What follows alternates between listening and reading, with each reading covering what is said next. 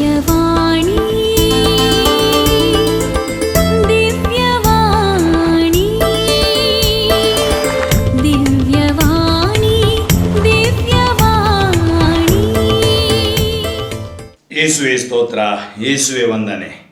ಆತ್ಮೀಯ ಸಹೋದರ ಸಹೋದರಿಯರೇ, ನಿಮಗೆಲ್ಲರಿಗೂ ಪವಿತ್ರ ರಾತ್ರಿಯಲ್ಲಿ ಪಾಸ್ಕ ಜಾಗರಣೆಯ ಹಬ್ಬದ ವಾಚನಗಳಿಗೆ ಹಾಗೂ ಈ ಒಂದು ಧ್ಯಾನಕ್ಕೆ ನಿಮಗೆ ಸ್ವಾಗತ, ಸುಸ್ವಾಗತ. ಪವಿತ್ರ ರಾತ್ರಿ ಅಂದರೆ ಪಾಸ್ಕ ಜಾಗರಣೆಯ ರಾತ್ರಿ ನಾವು ಸುಮಾರು 9 ವಾಚನಗಳನ್ನು ಓದುತ್ತೇವೆ.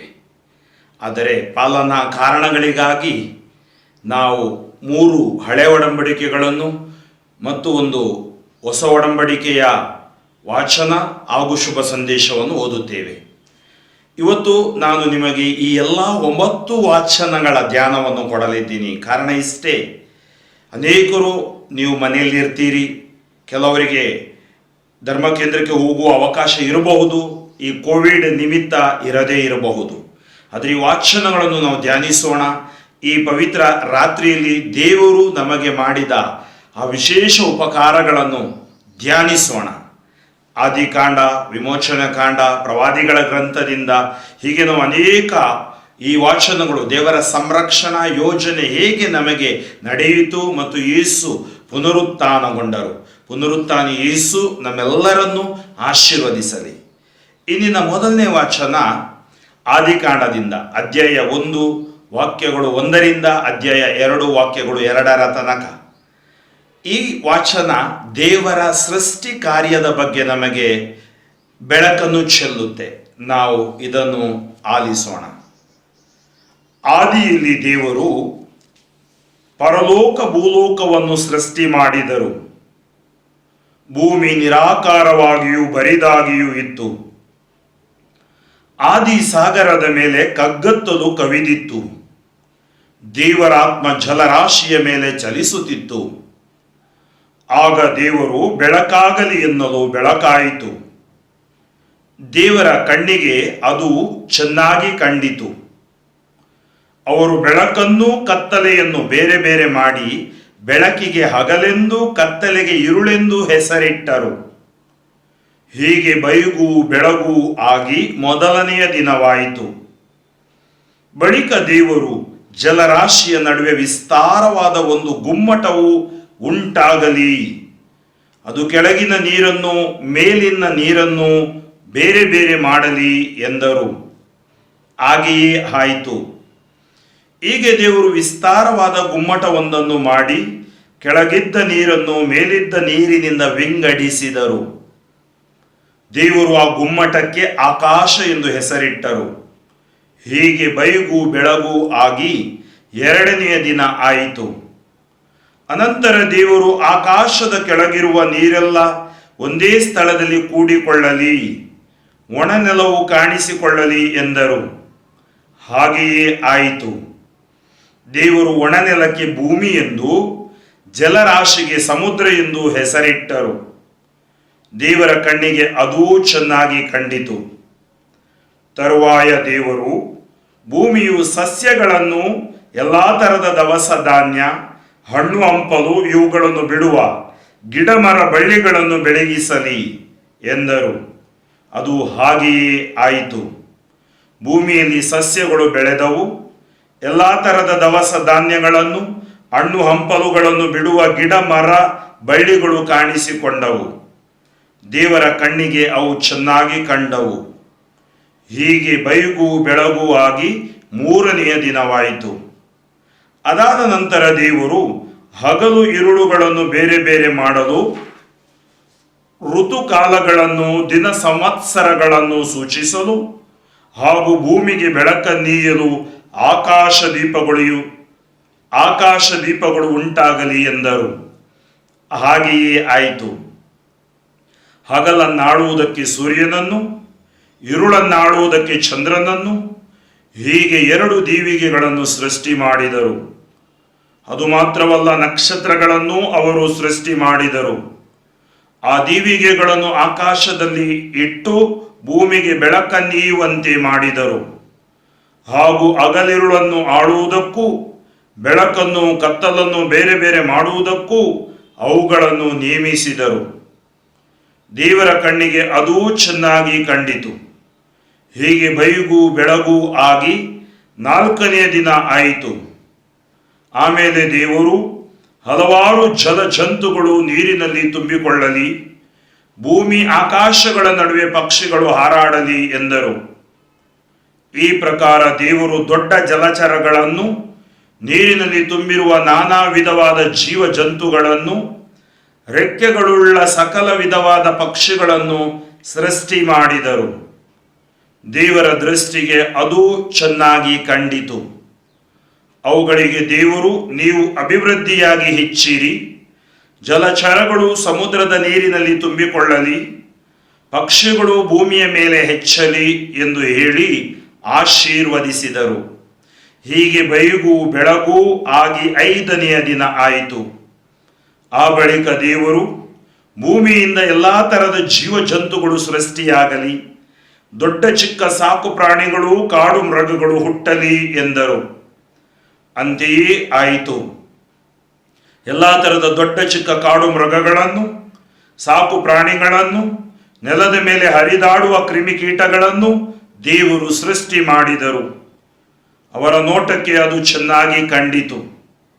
ಅದಾದ ನಂತರ ದೇವರು, ನಮ್ಮಂತೆಯೇ ಇರುವ ಹಾಗೂ ನಮ್ಮನ್ನು ಹೋಲುವ ಮನುಷ್ಯರನ್ನು ಉಂಟು ಮಾಡೋಣ. ಅವರು ಸಮುದ್ರದಲ್ಲಿರುವ ಮೀನುಗಳ ಮೇಲೆಯೂ, ಅಂತರಿಕ್ಷದಲ್ಲಿ ಹಾರಾಡುವ ಪಕ್ಷಿಗಳ ಮೇಲೆಯೂ, ದೊಡ್ಡ ಚಿಕ್ಕ ಸಾಕು ಪ್ರಾಣಿ ಹಾಗೂ ಕಾಡು ಮೃಗಗಳ ಮೇಲೆಯೂ, ನೆಲದ ಮೇಲೆ ಹರಿದಾಡುವ ಕ್ರಿಮಿಕೀಟಗಳ ಮೇಲೆಯೂ ದೊರೆತನ ಮಾಡಲಿ ಎಂದರು. ಹೀಗೆ ದೇವರು ಸೃಷ್ಟಿಸಿದರು. ನರರನ್ನು ತಮ್ಮ ಹೋಲಿಕೆಯಲ್ಲಿ ಸೃಷ್ಟಿಸಿದರು, ಅವರನ್ನು ದೇವಾನುರೂಪದಲ್ಲಿ ಸೃಷ್ಟಿಸಿದರು, ಅವರನ್ನು ಸ್ತ್ರೀ ಪುರುಷರನ್ನಾಗಿ. ಅವರನ್ನು ದೇವರು ಆಶೀರ್ವದಿಸಿ, ನೀವು ಅಭಿವೃದ್ಧಿಯಾಗಿ ಅನೇಕ ಮಕ್ಕಳನ್ನು ಪಡೆಯಿರಿ, ಭೂಮಿಯಲ್ಲಿ ಹರಡಿಕೊಂಡು ಅದನ್ನು ವಶಪಡಿಸಿಕೊಳ್ಳಿರಿ, ಸಮುದ್ರದ ಮೀನುಗಳ ಮೇಲೆಯೂ, ಆಕಾಶದ ಪಕ್ಷಿಗಳ ಮೇಲೆಯೂ, ಭೂಮಿಯಲ್ಲಿ ಚಲಿಸುವ ಎಲ್ಲ ಪ್ರಾಣಿಗಳ ಮೇಲೆಯೂ ದೊರೆತನ ಮಾಡಿರಿ. ಇನ್ನೂ ಭೂಮಿಯಲ್ಲಿರುವ ಎಲ್ಲ ತರದ ದವಸ ಧಾನ್ಯಗಳನ್ನು, ಹಣ್ಣು ಹಂಪಲುಗಳನ್ನು ನಿಮಗೆ ಆಹಾರವಾಗಿ ಕೊಟ್ಟಿದ್ದೇನೆ. ಇದಲ್ಲದೆ ಭೂಮಿಯ ಮೇಲೆ ತಿರುಗಾಡುವ ದೊಡ್ಡ ಚಿಕ್ಕ ಮೃಗಗಳಿಗೂ, ಆಕಾಶದಲ್ಲಿ ಹಾರಾಡುವ ಪಕ್ಷಿಗಳಿಗೂ, ನೆಲದಲ್ಲಿ ಹರಿದಾಡುವ ಕ್ರಿಮಿಕೀಟಗಳಿಗೂ ಹುಲ್ಲು ಸೊಪ್ಪುಗಳನ್ನು ಆಹಾರವಾಗಿ ಕೊಟ್ಟಿದ್ದೇನೆ ಎಂದು ಹೇಳಿದರು. ಹಾಗೆಯೇ ಆಯಿತು. ತಾವು ಸೃಷ್ಟಿಸಿದ ಎಲ್ಲವನ್ನು ದೇವರು ನೋಡಿದರು, ಅವೆಲ್ಲವೂ ಬಹಳ ಚೆನ್ನಾಗಿತ್ತು. ಹೀಗೆ ಬೈಗೂ ಬೆಳಗೂ ಆಗಿ 6ನೆಯ ದಿನ ಆಯಿತು. ಪರಲೋಕ ಭೂಲೋಕಗಳು ಅವುಗಳಲ್ಲಿರುವ ಸಮಸ್ತವು ಹೀಗೆ ನಿರ್ಮಿತವಾದುವು. ದೇವರು ತಮ್ಮ ಸೃಷ್ಟಿ ಕಾರ್ಯವನ್ನು ಮುಗಿಸಿಬಿಟ್ಟು 7ನೆಯ ದಿನದಲ್ಲಿ ವಿಶ್ರಮಿಸಿಕೊಂಡರು. ಆತ್ಮೀಯ ಸಹೋದರ ಸಹೋದರಿಯರೇ, ದೇವರ ಸೃಷ್ಟಿ ಕಾರ್ಯದ ಬಗ್ಗೆ ಸ್ಪಷ್ಟವಾಗಿ ಈ ವಾಚನ ನಮಗೆ ವಿವರಣೆ ನೀಡುತ್ತೆ. ಅದರಿಂದ ದೇವರು ನಮಗೆ ಅಭಿವೃದ್ಧಿಯಾಗಿ ಅನೇಕ ಮಕ್ಕಳನ್ನು ಪಡೆಯಿರಿ, ಭೂಮಿಯಲ್ಲಿ ಹರಡಿಕೊಂಡು ಅದನ್ನು ವಶಪಡಿಸಿಕೊಳ್ಳಿರಿ, ಸಮುದ್ರದ ಮೀನುಗಳ ಮೇಲೆಯೂ, ಆಕಾಶದ ಪಕ್ಷಿಗಳ ಮೇಲೆಯೂ, ಭೂಮಿಯಲ್ಲಿ ಚಲಿಸುವ ಎಲ್ಲ ಪ್ರಾಣಿಗಳ ಮೇಲೆಯೂ ದೊರೆತನ ಮಾಡಿರಿ. ದೊರೆತನ ಅಂದ್ರೆ ಏನು ಅರ್ಥ?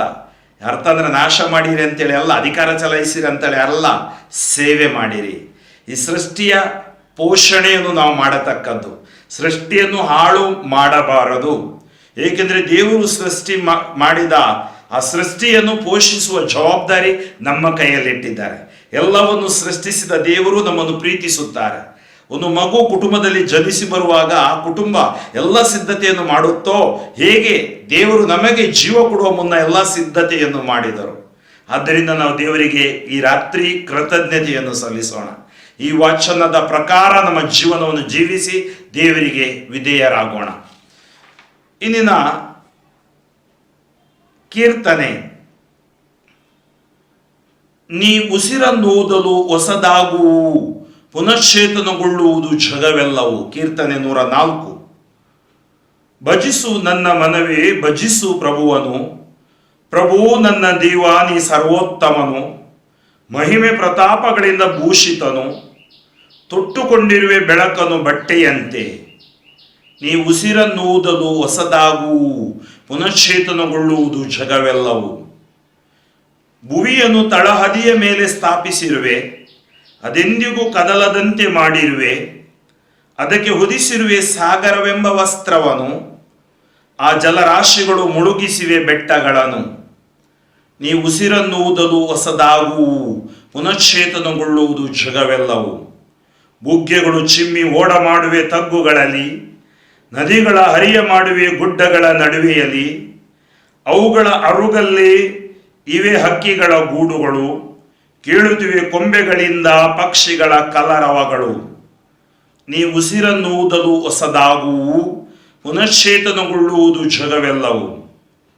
ಮಲೆಗಳ ಮೇಲೆ ಮಳೆಗರೆಯುವೆ ಗಗನದಿಂದ, ತೃಪ್ತಿಗೊಂಡಿದೆ ಪೃಥ್ವಿಯು ನಿನ್ನ ಕೃಪೆಗಳಿಂದ. ಮೊಳಿಸುವೆ ಹುಲ್ಲನ್ನು ದನ ಕರುಗಳಿಗೋಸ್ಕರ, ಬೆಳೆಸುವೆ ಪೈರನು ನರಮಾನವರಿಗೋಸ್ಕರ. ನೀ ಉಸಿರನ್ನೂದಲು ಹೊಸದಾಗೂ ಪುನಶ್ಚೇತನಗೊಳ್ಳುವುದು ಜಗವೆಲ್ಲವೂ. ಸೃಜಿಸಿರುವೆ ಎಲ್ಲವನ್ನು ಸುಜ್ಞಾನದಿಂದ, ಜಗವೆಲ್ಲ ತುಂಬಿದೆ ನಿನ್ನ ಸೃಷ್ಟಿಯಿಂದ. ಪ್ರಭುವನು ನನ್ನ ಮನ ಸ್ತುತಿಸಲಿ, ಪ್ರಭುವಿಗೆ ಸ್ತುತಿ ಸ್ತೋತ್ರವಾಗಲಿ. ನೀ ಉಸಿರನ್ನೂದಲು ಹೊಸದಾಗೂ ಪುನಶ್ಚೇತನಗೊಳ್ಳುವುದು ಜಗವೆಲ್ಲವೂ. ಇಲ್ಲಿನ ಎರಡನೆಯ ವಾಚನ ಪಿತಾಮಹ ಅಬ್ರಹಾಮನ ಯಜ್ಞ. ಹೇಗೆ ಪಿತಾಮಹ ಅಬ್ರಹಾಮ ದೇವರ ವಾಗ್ದಾನದಂತೆ ಜೀವಿಸುತ್ತಾ ಇರುವಾಗ ಅವರಿಗೆ ಮಗುವಿನ ಭಾಗ್ಯವನ್ನು ಕೊಡ್ತಾರೆ. ಮೊದಲನೇದಾಗಿ ಮಕ್ಕಳೆಲ್ಲದಿರುವಾಗ ಹಾಗರಳ ಮೂಲಕ ಸಾರಳು ಹೇಳ್ತಾಳೆ, ಒಂದು ಮಗುವನ್ನು ಕೊಡು, ಇಷ್ಮಾಯೇಲ್ ಹುಟ್ಟುತ್ತಾನೆ. ಆದರೆ ದೇವರು ಹೇಳ್ತಾರೆ, ದಾಸಿಯಿಂದ ಹುಟ್ಟಿದ ಮಗನು ನಿನಗೆ ವಾರಸುದಾರನಾಗಲಾರ, ನಿನ್ನಿಂದಲೇ, ನಿನ್ನ ಧರ್ಮಪತ್ನಿಯಿಂದಲೇ, ಅಂದರೆ ಸಾರಳಿಂದ ದೇವರು ಇಸಾಕನನ್ನು ಕೊಡ್ತಾರೆ. ಇಸಾಕನನ್ನು ಕೊಟ್ಟ ಮೇಲೆ ದೇವರು ಅಬ್ರಹಾಮನ ಪರೀಕ್ಷೆ ಮಾಡುತ್ತಾರೆ. ನಮ್ಮ ನಿರೀಕ್ಷೆಯಲ್ಲಿ ಒಂದು ಪರೀಕ್ಷೆ ಇದೆ, ಆ ಪರೀಕ್ಷೆಯಲ್ಲಿ ಅಬ್ರಹಾಮ ಜಯಗಳಿಸುತ್ತಾನೆ. ಆಲಿಸೋಣ. ಆದಿಕಾಂಡದಿಂದ ವಾಚನ, ಅಧ್ಯಾಯ 22 ವಾಕ್ಯಗಳು 1-18. ದೇವರು ಅಬ್ರಹಾಮನನ್ನು ಪರೀಕ್ಷಿಸುವುದಕ್ಕೋಸ್ಕರ ಅಬ್ರಹಾಮನೇ ಎಂದು ಕರೆದರು. ಅವನು ಇಗೋ ಸಿದ್ಧನಿದ್ದೇನೆ ಎಂದನು. ಆಗ ದೇವರು, ನಿನಗೆ ಒಬ್ಬನೇ ಒಬ್ಬನು ಮುದ್ದು ಮಗನೂ ಆದ ಇಸಾಕನನ್ನು ಕರೆದುಕೊಂಡು ಮೂರಿಯ ಪ್ರಾಂತ್ಯಕ್ಕೆ ಹೋಗು. ಅಲ್ಲಿ ನಾನು ತೋರಿಸುವ ಬೆಟ್ಟದ ಮೇಲೆ ಅವನನ್ನು ದಹನ ಬಲಿಯಾಗಿ ಅರ್ಪಿಸು ಎಂದರು. ಅಬ್ರಹಾಮನು ಮುಂಜಾನೆ ಎದ್ದು ನನ್ನ ಹೇಸರ ಗದ್ದೆಗೆ ತಡಿ ಹಾಕಿಸಿ ಹೋಮ ಬಲಿಗೆ ಬೇಕಾದ ಕಟ್ಟಿಗೆಯನ್ನು ಸಿಗಿದು ಸಿದ್ಧ ಮಾಡಿಕೊಂಡು ಸೇವಕರಿಬ್ಬರನ್ನು ಹಾಗೂ ತನ್ನ ಮಗ ಈಸಾಕನನ್ನು ಕರೆದುಕೊಂಡು ದೇವರು ಹೇಳಿದ ಸ್ಥಳಕ್ಕೆ ಹೊರಟನು. 3ನೇ ದಿನ ಅಬ್ರಹಾಮನು ಕಣ್ಣೆತ್ತಿ ನೋಡಿದಾಗ ದೂರದಲ್ಲಿ ಆ ಸ್ಥಳ ಕಾಣಿಸಿತು. ಅವನು ತನ್ನ ಸೇವಕರಿಗೆ, ನೀವು ಇಲ್ಲೇ ಕತ್ತೆಯನ್ನು ನೋಡಿಕೊಂಡಿರಿ, ನಾನೂ ನನ್ನ ಮಗನೂ ಅಲ್ಲಿಗೆ ಹೋಗಿ ದೇವಾರಾಧನೆ ಮಾಡಿಕೊಂಡು ಪುನಃ ಇಲ್ಲಿಗೆ ಬರುತ್ತೇವೆ ಎಂದು ಹೇಳಿದನು. ಅಬ್ರಹಾಮನು ದಹನ ಬಲಿಗೆ ಬೇಕಾದ ಕಟ್ಟಿಗೆಯನ್ನು ತನ್ನ ಮಗ ಈಸಾಕನ ಮೇಲೆ ಹೊರಿಸಿದನು. ಬೆಂಕಿಯನ್ನು ಹಾಗೂ ಕತ್ತಿಯನ್ನು ತನ್ನ ಕೈಯಲ್ಲೇ ತೆಗೆದುಕೊಂಡನು. ಇಬ್ಬರೂ ಅಲ್ಲಿಂದ ಮುಂದಕ್ಕೆ ಹೊರಟರು. ಹೋಗುತ್ತಾ ಇದ್ದಾಗ ಈಸಾಕನು ತಂದೆ ಅಬ್ರಹಾಮನನ್ನು ಅಪ್ಪಾ ಎಂದು ಕರೆದ. ಏನು ಮಗನೇ ಎಂದ ಅಬ್ರಹಾಮ. ಈಸಾಕನು, ಬೆಂಕಿ ಕಟ್ಟಿಗೆ ಏನೋ ಇವೆ, ಆದರೆ ದಹನ ಬಲಿಗೆ ಬೇಕಾದ ಕುರಿಮರಿ ಎಲ್ಲಿ ಎಂದು ಕೇಳಿದ. ಅದಕ್ಕೆ ಅಬ್ರಹಾಮನು, ಬಲಿಗೆ ಬೇಕಾದ ಕುರಿಮರಿಯನ್ನು ದೇವರೇ ಒದಗಿಸುತ್ತಾರೆ ಮಗನೇ ಎಂದು ಉತ್ತರ ಕೊಟ್ಟ. ಅವರಿಬ್ಬರು ಹಾಗೆಯೇ ಮುಂದಕ್ಕೆ ಸಾಗಿದರು. ದೇವರು ಹೇಳಿದ ಸ್ಥಳಕ್ಕೆ ಬಂದು ಸೇರಿದಾಗ ಅಬ್ರಹಾಮನು ಅಲ್ಲಿ ಒಂದು ಬಲಿಪೀಠವನ್ನು ಕಟ್ಟಿದ. ಕಟ್ಟಿಗೆಯನ್ನು ಅದರ ಮೇಲೆ ಒಟ್ಟಿ ಮಗ ಈಸಾಕನ ಕೈ ಕಾಲುಗಳನ್ನು ಬಿಗಿದು ಕಟ್ಟಿಗೆಗಳ ಮೇಲೆ ಅವನನ್ನು ಕೆಡವಿದ. ಬಳಿಕ ಮಗನನ್ನು ವಧಿಸಲು ಕೈ ಚಾಚಿ ಕತ್ತಿಯನ್ನು ಎತ್ತಿದ. ಆದರೆ ಸರ್ವೇಶ್ವರನ ದೂತನು ಆಕಾಶದಿಂದ, ಅಬ್ರಹಾಮನೇ, ಹೇ ಅಬ್ರಹಾಮನೇ ಎಂದು ಕರೆದನು. ಅದಕ್ಕೆ ಅಬ್ರಹಾಮನು, ಇಗೋ ಸಿದ್ಧನಿದ್ದೇನೆ ಎಂದ. ದೂತನು ಅವನಿಗೆ, ಹುಡುಗನ ಮೇಲೆ ಕೈ ಎತ್ತಬೇಡ, ಅವನಿಗೆ ಯಾವ ಹಾನಿಯನ್ನೂ ಮಾಡಬೇಡ. ನೀನು ನಿನ್ನ ಒಬ್ಬನೇ ಮಗನನ್ನು ನನಗೆ ಬಲಿ ಕೊಡಲು ಹಿಂತೆಗೆಯಲಿಲ್ಲ ಎಂತಲೇ? ನೀನು ದೇವರಲ್ಲಿ ಭಯಭಕ್ತಿಯುಳ್ಳವನೆಂದು ಈಗ ನನಗೆ ಚೆನ್ನಾಗಿ ಗೊತ್ತಾಯಿತು ಎಂದು ಹೇಳಿದನು. ಅಬ್ರಹಾಮನು ಕಣ್ಣೆತ್ತಿ ನೋಡಿದ. ತನ್ನ ಹಿಂದುಗಡೆ ಒಂದು ಟಗರು ಪೊದೆಯಲ್ಲಿ ಕೊಂಬುಗಳಿಂದ ಸಿಕ್ಕಿಕೊಂಡಿತ್ತು. ಅವನು ಹೋಗಿ ಅದನ್ನು ಹಿಡಿದು ತಂದು ತನ್ನ ಮಗನಿಗೆ ಬದಲಾಗಿ ಅದನ್ನು ದಹನ ಬಲಿಯನ್ನಾಗಿ ಅರ್ಪಿಸಿದ. ಆ ಸ್ಥಳಕ್ಕೆ ಯೆಹೋವ ಈರೆ ಎಂದು ಹೆಸರಿಟ್ಟ. ಬೆಟ್ಟದ ಮೇಲೆ ಸರ್ವೇಶ್ವರ ಸ್ವಾಮಿಯೇ ಒದಗಿಸುತ್ತಾರೆ ಎಂಬ ಹೇಳಿಕೆ ಇಂದಿಗೂ ರೂಢಿಯಲ್ಲಿದೆ. ಸರ್ವೇಶ್ವರ ಸ್ವಾಮಿಯ ದೂತನು ಆಕಾಶದಿಂದ ಮತ್ತೊಮ್ಮೆ ಅಬ್ರಹಾಮನನ್ನು ಕರೆದು, ಸರ್ವೇಶ್ವರನ ವಾಕ್ಯವನ್ನು ಕೇಳು. ನೀನು ನಿನ್ನ ಒಬ್ಬನೇ ಮಗನನ್ನು ಬಲಿ ಕೊಡಲು ಹಿಂತೆಗೆಯದೆ ಹೋದುದರಿಂದ ನಾನು ನಿನ್ನನ್ನು ತಪ್ಪದೇ ಆಶೀರ್ವದಿಸುತ್ತೇನೆ. ನಿನ್ನ ಸಂತತಿಯನ್ನು ಹೆಚ್ಚಿಸಿಯೇ ಹೆಚ್ಚಿಸುತ್ತೇನೆ. ಅದನ್ನು ಆಕಾಶದ ನಕ್ಷತ್ರಗಳಂತೆಯೂ ಸಮುದ್ರ ತೀರದ ಮರಳಿನಂತೆಯೂ ಅಸಂಖ್ಯವಾಗಿ ಮಾಡುತ್ತೇನೆ. ಅವರು ಶತ್ರುಗಳ ಪಟ್ಟಣಗಳನ್ನು ಸ್ವಾಧೀನಪಡಿಸಿಕೊಳ್ಳುವರು. ನೀನು ನನ್ನ ಮಾತನ್ನು ಕೇಳಿದ್ದರಿಂದ ವಿಶ್ವದ ಎಲ್ಲ ರಾಷ್ಟ್ರಗಳಿಗೂ ನಿನ್ನ ಸಂತತಿಯ ಮೂಲಕ ಆಶೀರ್ವಾದ ಉಂಟಾಗುವುದು ಎಂಬುದಾಗಿ ಸರ್ವೇಶ್ವರನೇ ಆಣೆಯಿಟ್ಟು ಹೇಳಿದ್ದಾರೆ ಎಂದನು. ಪ್ರಭುವಿನಲ್ಲಿ ಆತ್ಮೀಯರೇ, ಈ ಇಡೀ ವಾಚನವನ್ನು ನೀವು ಆಲಿಸಿದ್ರಿ. ಅಬ್ರಹಾಮನ ವಿಶ್ವಾಸ, ಅಬ್ರಹಾಮನ ಧೈರ್ಯ ಮೆಚ್ಚತಕ್ಕದ್ದು. ಮಗನು ಬಲಿಯಾಗಿ ಅರ್ಪಿಸಬೇಕಾಗಿ ಬಂದರೂ ಹಿಂಜರಿಯಲಿಲ್ಲ, ಇಟ್ಟ ಹೆಜ್ಜೆಯನ್ನು ಹಿಂದೆ ಇಡಲಿಲ್ಲ. ಇಲ್ಲಿ ಒಂದು ಮಾತು ನಿಮ್ಮ ಗಮನಕ್ಕೆ ನಾನು ತರಲು ಇಚ್ಛಿಸುತ್ತೇನೆ. ಮಗ ಕೇಳ್ತಾನೆ, ಅಪ್ಪ, ಬೆಂಕಿ ಕಟ್ಟಿಗೆಗಳೇನೋ ಇವೆ, ಆದರೆ ದಹನ ಬಲಿಗೆ ಬೇಕಾದ ಕುರಿಮರಿಯಲ್ಲಿ? ಅಬ್ರಹಾಮನ ಉತ್ತರ ನೋಡಿ, ಬಲಿಗೆ ಬೇಕಾದ ಕುರಿಮರಿಯನ್ನು ದೇವರೇ ಒದಗಿಸುತ್ತಾರೆ ಮಗನೇ. ಇದೊಂದು ಪ್ರವಾದನೆಯ ಮಾತು. ಬಲಿಗೆ ಬೇಕಾದ ಕುರಿಮರಿಯನ್ನು ದೇವರೇ ಒದಗಿಸುತ್ತಾರೆ. ಹೌದು, ಇಗೋ ಲೋಕದ ಪಾಪಗಳನ್ನು ಪರಿಹರಿಸುವ ದೇವರ ಕುರಿಮರಿ ಯೇಸು ಸ್ವಾಮಿ.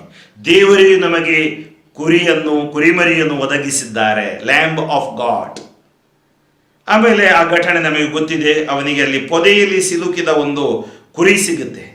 ಅಂದರೆ ಅರ್ಥ ಏನು? ಮುಳ್ಳಿನ ಕಿರೀಟ ತೊಟ್ಟ ಹಿಂಸೆಗೊಳಗಾದ ಯೇಸು ಬಲಿಯಾಗುತ್ತಾರೆ. ಆಮೇಲೆ ಕೊನೆಯ ಮಾತು, ನನ್ನ ಮಾತನ್ನು ಕೇಳಿದ್ದರಿಂದ ವಿಶ್ವದ ಎಲ್ಲ ರಾಷ್ಟ್ರಗಳಿಗೂ ನಿನ್ನ ಸಂತತಿಯ ಮೂಲಕ ಆಶೀರ್ವಾದ ಉಂಟಾಗುವುದು. ನಿನ್ನ ಸಂತತಿಯ, ಅಬ್ರಹಾಮನ ಸಂತತಿಯ ಮೂಲಕ ಇವತ್ತು ನಾವು ಆಶೀರ್ವಾದಗಳನ್ನು ಪಡೆದಿದ್ದೀವಿ.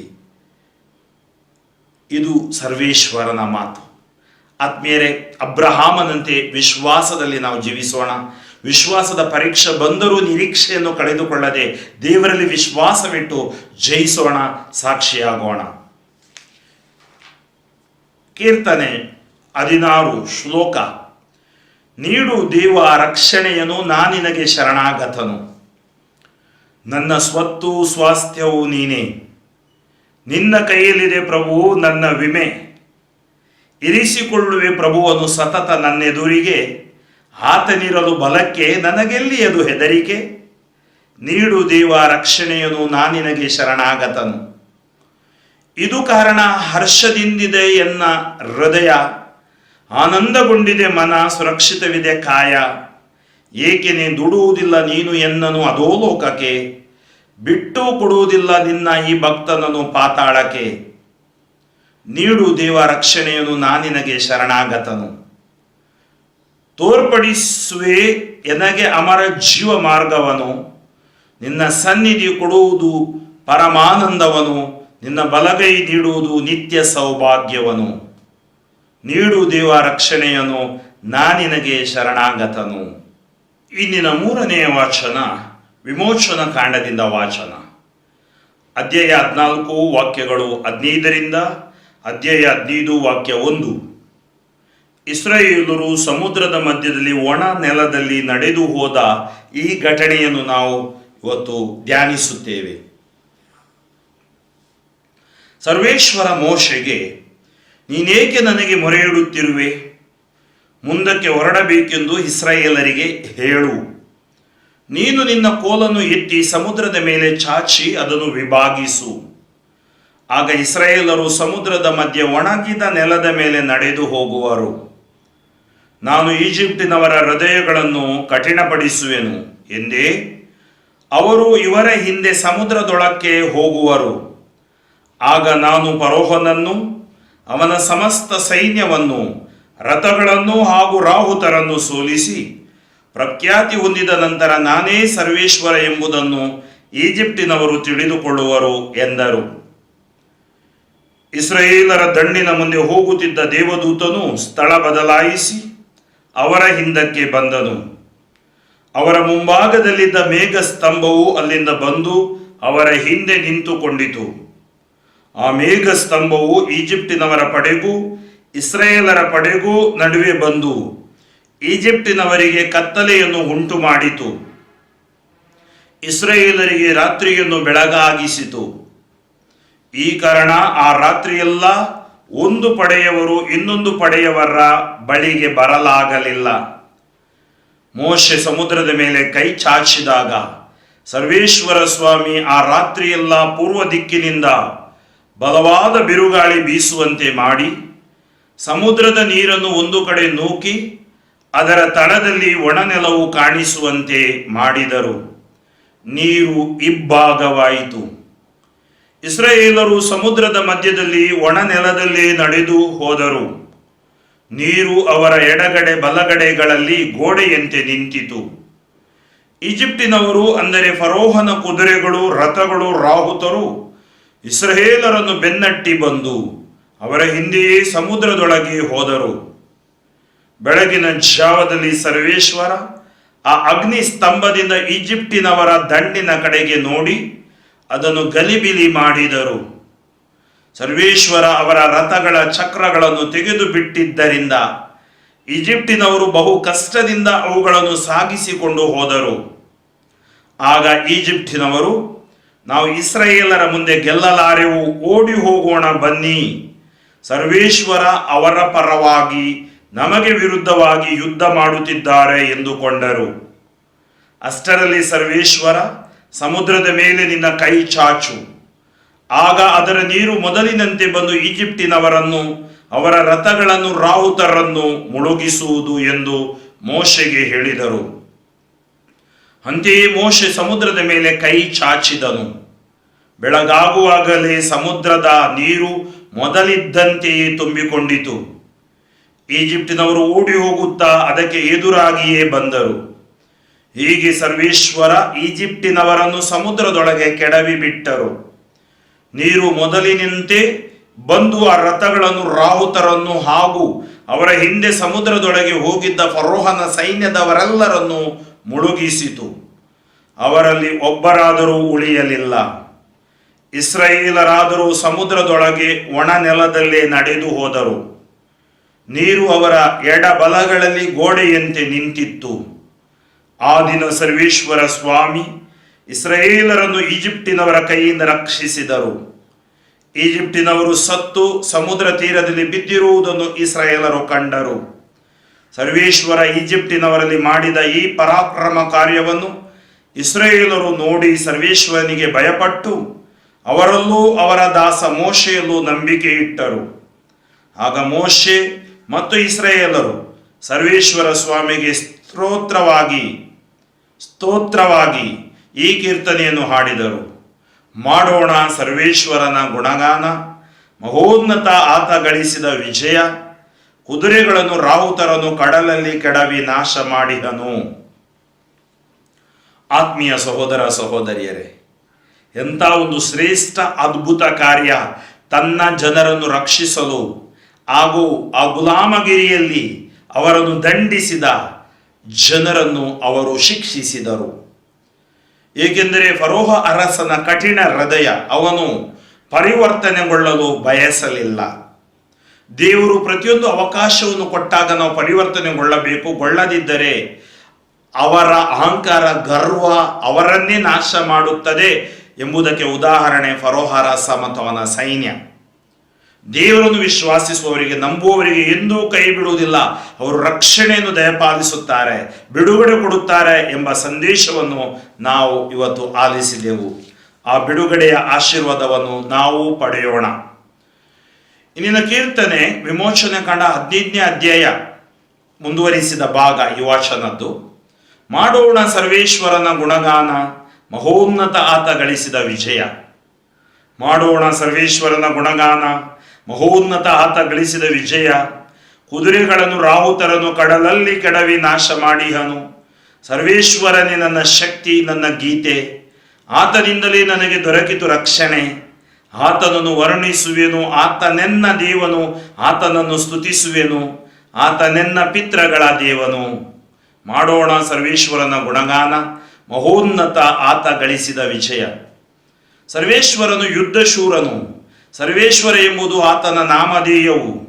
ಫರೋಹನ ರಥಗಳನ್ನು ಸೈನಿಕರನ್ನು ಕೆಡವಿ ಬಿಟ್ಟನಾತ ಕಡಲಲ್ಲಿ. ಫರೋಹನ ವೀರ ಶ್ರೇಷ್ಠರನ್ನು ಮುಳುಗಿಸಿ ಬಿಟ್ಟನಾತ ಕೆಂಪು ಸಮುದ್ರದಲ್ಲಿ. ಮುಚ್ಚಿಬಿಟ್ಟಿತವರನ್ನು ಸಮುದ್ರ ಸಾಗರವು. ಸೇರಿದರವರು ಕಲ್ಲಿನೋಪಾದಿ ಕಡಲಿನ ತಳವನು. ಮಾಡೋಣ ಸರ್ವೇಶ್ವರನ ಗುಣಗಾನ, ಮಹೋನ್ನತ ಆತ ಗಳಿಸಿದ ವಿಜಯ. ಹೇ ಸರ್ವೇಶ್ವರ, ನಿನ್ನ ಭುಜಬಲ ಶಕ್ತಿಯುತ. ಪುಡಿ ಮಾಡಿತು ನಿನ್ನ ಶತ್ರುಗಳನ್ನು ಆ ಬಾಹುಬಲ. ನಿನ್ನೆದುರಾಳಿಗಳನ್ನು ಕೆಡವಿ ಬಿಡುತ್ತೀ ಮಹಾ ತೇಜಸ್ವಿಯಾಗಿ. ಮಾಡೋಣ ಸರ್ವೇಶ್ವರನ ಗುಣಗಾನ, ಮಹೋನ್ನತ ಆತ ಗಳಿಸಿದ ವಿಜಯ. ನಿನ್ನ ಸ್ವಂತ ನಾಡಾದ ಆ ಬೆಟ್ಟದ ಸೀಮೆಗೆ ನೀನವರನ್ನು ತಂದು ನೆಲೆಗೊಳಿಸುವೆ. ನಿನ್ನ ನಿವಾಸಕ್ಕೆ ನೀನಾರಿಸಿಕೊಂಡ ಸ್ಥಳಕ್ಕೆ, ನೀ ಸಿದ್ಧಪಡಿಸಿಕೊಂಡಿರುವ ಪವಿತ್ರ ಆಲಯಕ್ಕೆ. ಹೇ ಸರ್ವೇಶ್ವರ, ನೀನವರನ್ನು ಬರಮಾಡುವೆ. ಯುಗ ಯುಗಾಂತರಕ್ಕೂ ರಾಜ್ಯವಾಳುವವನು ಸರ್ವೇಶ್ವರನೇ. ಮಾಡೋಣ ಸರ್ವೇಶ್ವರನ ಗುಣಗಾನ, ಮಹೋನ್ನತ ಆತ ಗಳಿಸಿದ ವಿಜಯ. ಇಂದಿನ 4ನೆಯ ವಾಚನ ಯೆಶಾಯ ಪ್ರವಾದಿಯ ಗ್ರಂಥ, ಅಧ್ಯಾಯ 54, ವಾಕ್ಯಗಳು 5ರಿಂದ 14. ನಿನ್ನ ಸೃಷ್ಟಿಕರ್ತನೇ ನಿನಗೆ ಪತಿಯು, ಸೇನಾಧೀಶ್ವರನಾದ ಸರ್ವೇಶ್ವರ ಆತನ ಹೆಸರು. ಇಸ್ರಾಯೇಲಿನ ಪರಮ ಪಾವನನೇ ನಿನ್ನ ಉದ್ಧಾರಕನು.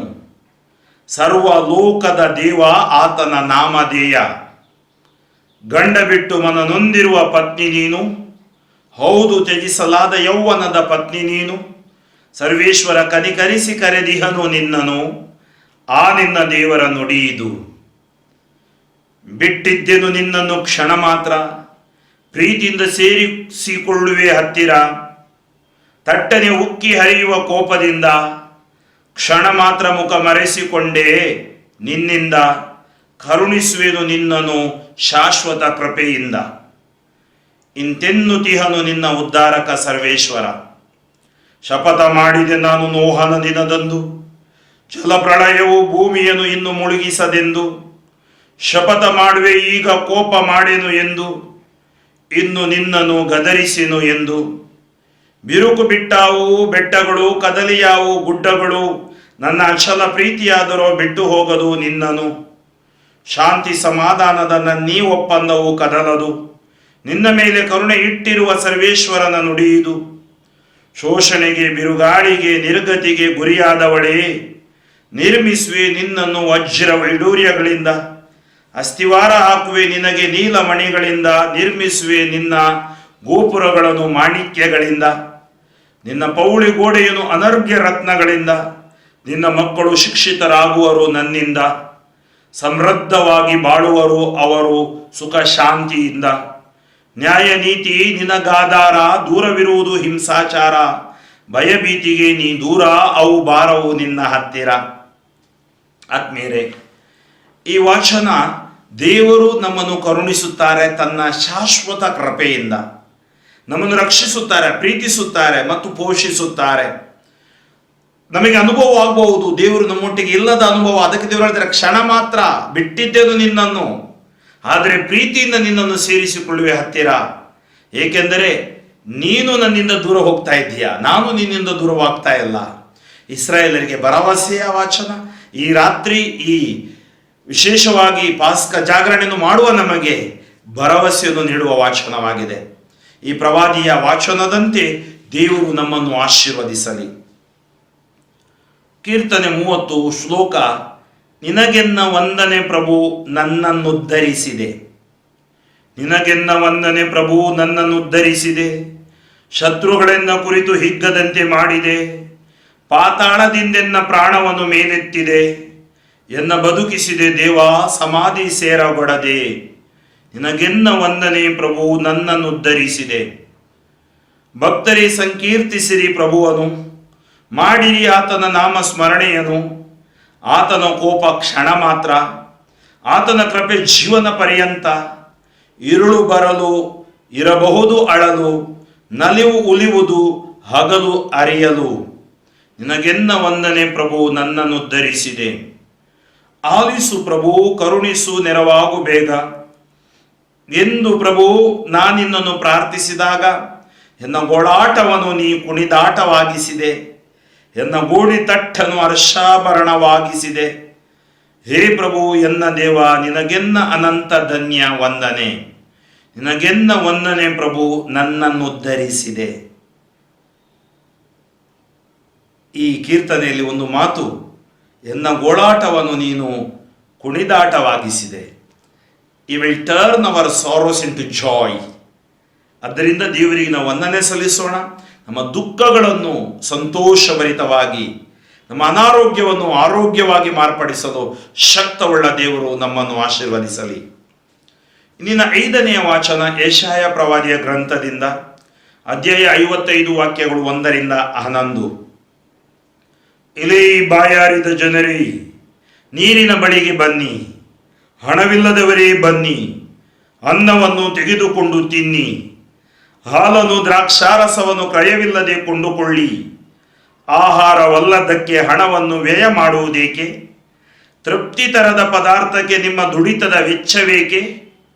ಕಿವಿಗುಡಿ ನನಗೆ, ಉಳಿತನ್ನು ತಿಂದು ಆನಂದ ಪಡಿ. ಆ ಮೃಷ್ಟಾನ್ನವನ್ನುಂಡು ಕಿವಿಯನ್ನಿತ್ತ ತಿರುಗಿಸಿ ಬನ್ನಿ ನನ್ನ ಬಳಿಗೆ.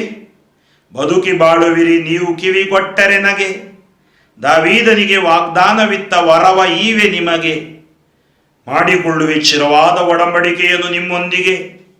ನೇಮಿಸಿರುವೆ ಆತನನ್ನು ಜನಗಳಿಗೆ ಸಾಕ್ಷಿಯನ್ನಾಗಿ, ಜನಾಂಗಗಳಿಗೆ ನಾಯಕನನ್ನಾಗಿ, ಅಧಿಪತಿಯನ್ನಾಗಿ. ಎಲೇ ಇಸ್ರಾಯೇಲೇ, ನಿನ್ನ ದೇವರಾದ ಸರ್ವೇಶ್ವರನಿಗೋಸ್ಕರ, ನಿನ್ನ ಮಹಿಮೆ ಪಡಿಸಿದ ಇಸ್ರಾಯೇಲಿನ ಪರಮ ಪಾವನಿಗೋಸ್ಕರ ನೀ ಕರೆಗುಡುವೆ ನಿನಗೆ ಗೊತ್ತಿಲ್ಲದ ಜನಾಂಗಕ್ಕೆ. ಆಗ ಅಪರಿಚಿತರು ಓಡಿ ಬರುವರು ನಿನ್ನ ಆಶ್ರಯಕ್ಕೆ. ಅರಸಿರಿ ಪ್ರಭು, ಅರಸಿರಿ ಸರ್ವೇಶ್ವರನನ್ನು ಆತ ದೊರಕುವ ವೇಳೆಯಲ್ಲಿ. ವಿನಂತಿಸಿರಿ ಆತನಿರುವಾಗಲೇ ಸಮೀಪದಲ್ಲಿ. ಬಿಟ್ಟು ಬಿಡಲಿ ದುಷ್ಟನು ತನ್ನ ದುರ್ಮಾರ್ಗವನ್ನು, ತೊರೆದು ಬಿಡಲಿ ದುರುಳನು ದುರಾಲೋಚನೆಗಳನ್ನು. ಹಿಂದಿರುಗಿ ಬರಲಿ ಸರ್ವೇಶ್ವರನ ಬಳಿಗೆ. ಕರುಣೆ ತೋರುವನು ಆತನು ಅವನಿಗೆ. ಆಶ್ರಯ ಪಡೆಯಲಿ ಅವನು ನಮ್ಮ ದೇವರಿಂದ. ಕ್ಷಮಿಸುವನಾತನು ಮಹಾಕೃಪೆಯಿಂದ. ನನ್ನ ಆಲೋಚನೆಗಳು ನಿಮ್ಮ ಆಲೋಚನೆಗಳಂತಲ್ಲ, ನನ್ನ ಮಾರ್ಗಗಳು ನಿಮ್ಮ ಮಾರ್ಗಗಳಂತಲ್ಲ ಎಂದಿಹನು ಸರ್ವೇಶ್ವರ. ಎಷ್ಟೋ ಉನ್ನತ ಆಕಾಶವು ಭೂಮಿಯಿಂದ, ಅಷ್ಟೋ ಉನ್ನತ ನನ್ನ ಮಾರ್ಗ ನಿಮ್ಮ ಮಾರ್ಗಗಳಿಗಿಂತ, ನನ್ನ ಆಲೋಚನೆಗಳು ನಿಮ್ಮ ಆಲೋಚನೆಗಳಿಗಿಂತ. ಮಳೆಯು ಹಿಮವು ಆಕಾಶ ಮಂಡಲದಿಂದಿಳಿದು ಬಂದು ತೋಯಿಸಿ ಹಸಿರುಗೊಳಿಸಿ ಹುಲುಸು ಮಾಡುತ್ತವೆ ಭೂಮಿಯನ್ನು. ಬಿತ್ತುವವನಿಗೆ ಬೀಜ, ಉಣ್ಣುವವನಿಗೆ ಆಹಾರ ಒದಗಿಸದೆ ಹಿಂದಿರುಗಿ ಬರುವುದಿಲ್ಲ ಅವು ಸುಮ್ಮನೆ ಬಂದಲ್ಲಿಗೆ. ಅಂತೆಯೇ ನನ್ನ ಬಾಯಿಂದ ಹೊರಡುವ ಮಾತು ತನ್ನ ಇಷ್ಟಾರ್ಥವನ್ನು ನೆರವೇರಿಸಿದ ಹೊರತು, ನನ್ನ ಉದ್ದೇಶವನ್ನು ಕೈಗೂಡಿಸಿದ ಹೊರತು ನನ್ನ ಬಳಿಗೆ ವ್ಯರ್ಥವಾಗಿ ಹಿಂದಿರುಗದು. ಆತ್ಮೀಯರೇ, ಎಂಥ ಒಂದು ಒಳ್ಳೆಯ ವಾಚನ ನಮಗೆ ಇವತ್ತಿದೆ.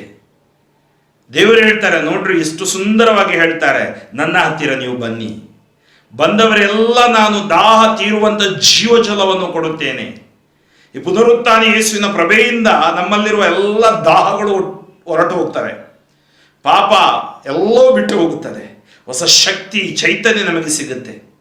ಆದ್ದರಿಂದ ಈ ವಾಚನ ಹೇಳುತ್ತೆ, ನನ್ನ ಆಲೋಚನೆಗಳು ನಿಮ್ಮ ಆಲೋಚನೆಗಳಲ್ಲ, ನನ್ನ ಮಾರ್ಗಗಳು ನಿಮ್ಮ ಮಾರ್ಗಗಳಂತಲ್ಲ, ಅದು ಎಷ್ಟೋ ಉನ್ನತವಾದುವು. ದೇವರ ಆಲೋಚನೆಗಳು, ದೇವರ ಮಾರ್ಗಗಳನ್ನು ನಾವು ಕಂಡುಕೊಳ್ಳೋಣ. ಇಸ್ರಾಯೇಲರಿಗೆ ದೇವರು ಹೇಳಿದ್ರು, ನನ್ನ ಮಾರ್ಗದಲ್ಲಿ ನಡೆಯುವವರಾದರೆ ನೀವು ಆಶೀರ್ವಾದ ಹೊಂದುವಿರಿ. ಈ ರಾತ್ರಿ ನಾವು ಈ ವಾಚನಗಳ ಪ್ರಕಾರ ದೇವರ ಹಾದಿಯಲ್ಲಿ ನಡೆಯೋಣ. ಒಂದು ವೇಳೆ ಆ ಹಾದಿಯಲ್ಲಿ ಇಲ್ಲದಿದ್ದರೆ ಇವತ್ತೊಂದು ನಿರ್ಧಾರ ಮಾಡೋಣ. ಪುನರುತ್ಥಾನ ಯೇಸುವಿನ ನಿಜವಾದ ಹಿಂಬಾಲಕರು ನಾವಾಗಬೇಕು, ನಿಜವಾದ ಶಿಷ್ಯರು ನಾವಾಗಬೇಕು.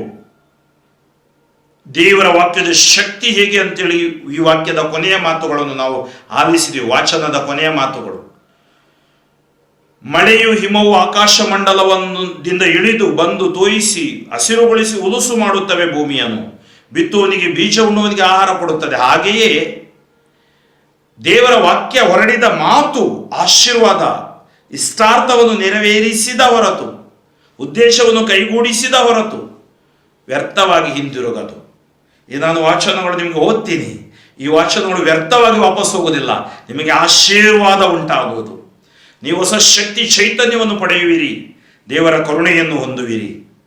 ಕೀರ್ತನೆ ಯೆಶಾಯ 12ನೇ ಅಧ್ಯಾಯ ಶ್ಲೋಕ, ಉದ್ಧರಿಸುವ ಒರತೆಗಳಿಂದ ಸೇದುವಿರಿ ನೀರನ್ನು ಹರುಷದಿಂದ.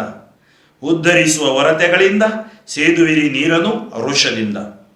ದೇವನೇ ಉದ್ಧಾರಕ ನನಗೆ, ಆತನಲ್ಲಿದೆ ನನಗೆ ನಿರ್ಭೀತ ನಂಬಿಕೆ.